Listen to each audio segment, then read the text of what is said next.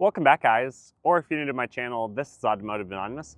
That's my Toyota RAV4, and this is going to be a nighttime driving video of the RAV4, specifically most relevant to the 2022 to 2025 model years, as that's when these got the refreshed LED headlights up front.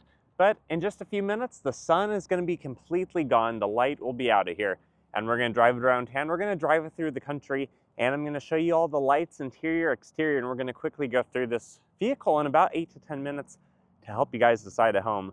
What can you expect out of your RAV4, especially with these new LED headlights, LED taillights, and everything in between? What is the driving experience like? How well can you see out of it, especially with 35% tint on the front? And what are my overall thoughts and opinions? I'm so excited to share with you guys.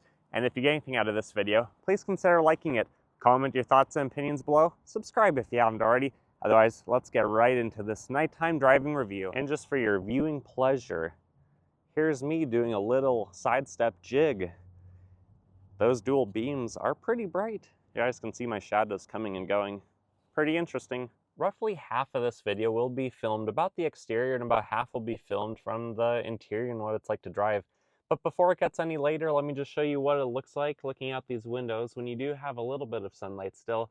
It's really not too bad. You can see this truck coming up ahead and it's halogen headlights. Yeah, not too bad, but good visibility so far. The tint really doesn't look that much darker than the windshield that doesn't have any tint, but I can see out of this pretty well. And when I push the buttons to turn it on, let you guys see what the setup display looks like. The gauges come to life. You can see the LED headlights, and they're gonna, of course, look really bright on camera. They do look pretty bright in person as well.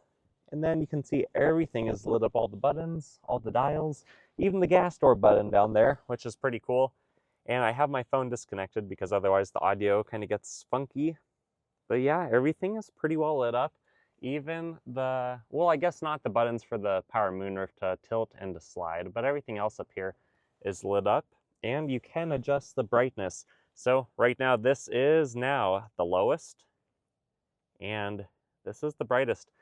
Actually, the brightest on this does not get nearly as intense as it does on some other vehicles, partially because it looks like the screen isn't influenced by the dial. So that's kind of cool. I'll maybe bring it back to about where I had it, around right there. But either way, this isn't going to blind you, and I really appreciate that. All right, guys, so it is actually pretty dark out here, but my phone is picking up more ambient light than I think there really is to the naked eye. So everything's turned off at the vehicle. Currently, it is locked. And when I walk up to the vehicle, the way my SE is spec'd, there's no lights on the side mirrors or anything, but the dome lights inside do turn on. You guys should be able to see those up front and then see that in the rear. But you can see even through this view that it's kind of angled up in the hump of the roof. So when you are looking through your rear view mirror, you're not blinded by the light back there if your backseat passengers have it on. And that's pretty cool. But when I unlock the vehicle, check out the amber lights. Pretty cool. The turn signals on the mirror. They're all LED, they're all very bright, and I like that a lot. Let's maybe come around to the hatch first. We'll use the power liftgate, and there's one LED light back here, and it does a pretty decent job. The placement of it is kind of, offset a little bit. It might be more helpful if it was on the liftgate, which there isn't any other lighting up there, but it does a pretty good job. As you guys can see, it is LED, which I'm grateful for, much brighter than an incandescent, and you can also see the light that's in the hump right there, and then the dome lights up front, which are huge and actually really bright. So now let's lower down the hatch. We'll make sure the vehicle's unlocked, and I'll show you what the back seat lighting looks like. Again, everything on camera may be a tiny bit brighter than to the naked eye, which is probably good for you guys watching at home because a completely pitch black video isn't going to be very fun. But you can see it is a nice big light. Of course, you can turn it off or leave it on, and it lights up the back seats pretty well. Let's come around to the front. When you open the front door, the only thing that turns on is just the basic display reminding you how to start this hybrid vehicle. And you have these really bright lights, which I don't necessarily like that the button to push them is right here. They're gonna stay on just because the door is open right now, but it's kind of hard to see the actual button to turn them on. You kind of feel like you should just be pushing that like you would on a Subaru or something. But that's not how this works. So if I do close the door, we'll get those to turn off, and while we're waiting, I'll show you what the lighting here looks like. LED lighting as well, really bright. I do like that quite a lot. The dome light should turn off anytime, but let me turn on the headlights and show you what those look like. They look very bright on camera. This is the low beam. This is the high beam. I would say that's pretty similar looking to the Subarus that I've taken here to test before, the Forester that we own, and the Outback that I sold for this vehicle. So the high beam and the low beam. But let me hop out, let me show you exactly what that looks like. But before we get to those refreshed headlights for the 2022 and newer models, look at the back. The LEDs actually look really good. And mine does have the pulse system that's wired into the third brake lights. So I'll show you what that looks like here. Basically, it just tries to alert any drivers behind you that you are braking. So it's a little bit more of an emergent sort of braking signal to those people behind you. But pretty good lighting, quite a bit of output, especially where mine doesn't have the fog lights. They kind of bridge the gap right here that is blank and dark. My Outback did that really well. But these headlights and those amber lights and the daytime running lights up top, they all actually look really good, really bright. Remember, these are just the low beams. And I think the front end of this Toyota, if you guys can see an image that's not completely blurred out, actually looks really good. Tons of light coming out of there. Tons of light, but it is pretty dark, pretty dead, especially in person. It looks better on camera again than in person right there. But let's hop inside. I'll see if there's anything I missed, and otherwise we'll take this for a drive and we'll see how it does on the street. Something interesting I've noticed is, unlike the Subarus, the current generation, I can turn off the headlights and I can drive with them off. The current Subarus, even if you turn the headlight stock to off, it still turns back on when you go from park to drive. So that is kind of interesting. But if you guys check out my MPG, it looks pretty bad because I did just fill this up. But with my whole week of working, doing a lot of highway and interstate driving, it did average around 37 or 38 MPG.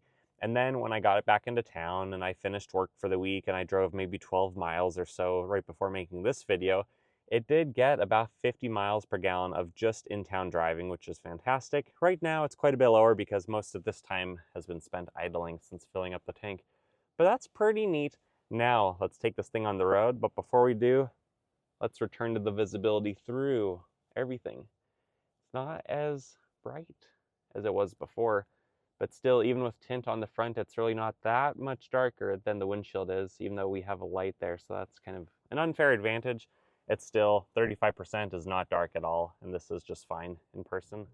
As I make my way into town, I am going down a 4-lane wide road that also has a median, and it is pretty well painted. It's not super reflective paint, it's not brand new or anything, but you can tell that the LED headlights are lighting everything up pretty well.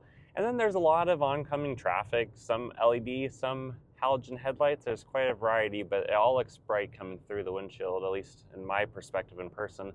There's a little bit of a corner up ahead. These are not steering responsive headlights like I had on my Subaru and what is now standard on a lot of Subarus, but that's okay. It still does a pretty good job. But having headlights that literally follow the angle of the road, that is a pretty nice feature and something that I would like to see on a top safety pick like this vehicle. But overall, just driving through this type of roadway that has some overhead lighting, it's no problem. Even if it was just a little bit darker outside, which it is darker in person again than it looks on camera, it really wouldn't be a big problem. I'm driving through a little bit more highly populated area right now, and there is a lot more light just in general, and you really can't see the LED headlights nearly as good as you could when we were isolated in that parking lot originally. So I still can see a beam, especially on camera, it looks better than in person. But when there's this much light out, you really don't see your own headlights that well compared to everything else in front of you. I'm currently kind of on the edge of town, going through a country road I'm going to turn around onto, and then we're going to pull in a neighborhood soon. But I just want to point out the fact that when there isn't a lot of other lighting around, your LED headlights really are very prominent, and you can really see a lot from them. They're definitely more competition in town. You can't really distinguish what's yours and what's not. But out here, these do a really good job, and I'm so glad that Toyota is now including LED headlights on a lot of their vehicles and a lot more that are standard. So you really don't have to fork out an extra 10 grand for the most loaded trim level to get the premium headlights when LEDs really only cost, a few bucks more than halogens.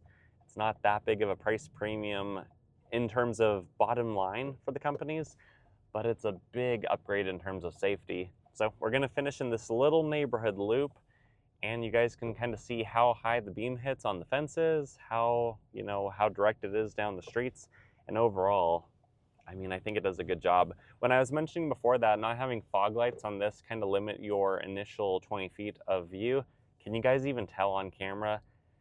Not really. They're only going to help a little bit in actual fog and very close distance, bad visibility situations. And with the slope of the hood right now, I don't even know that I would notice if there were fog lights on this with how high the hood is in the front. So it's really not too big of a deal what you're missing right now. But overall, I think these LED headlights are really good. I think this RAV4 at night drives really smooth. There's no creaking, crackling, rattles, snap, crackles, and pops, and any of that nonsense. It just is a really good, really straightforward, easy to drive vehicle, and I think it does a good job. But I'd love to know your guys' thoughts and opinions on this driving video. What did I miss? What do you want to see in the next one? I already have a few other RAV4 videos out, and there's going to be a couple dozen of these over the next couple months as I explore this platform, and I am so excited to share with you guys. So those of you who have it, let me know in the comments below how long you've had yours, how many miles you've had, what your MPG is, and what you like about it. And those of you watching this video for another reason, if you don't mind, share your reason. I'd love to know what you are interested in, and if you are considering a RAV4.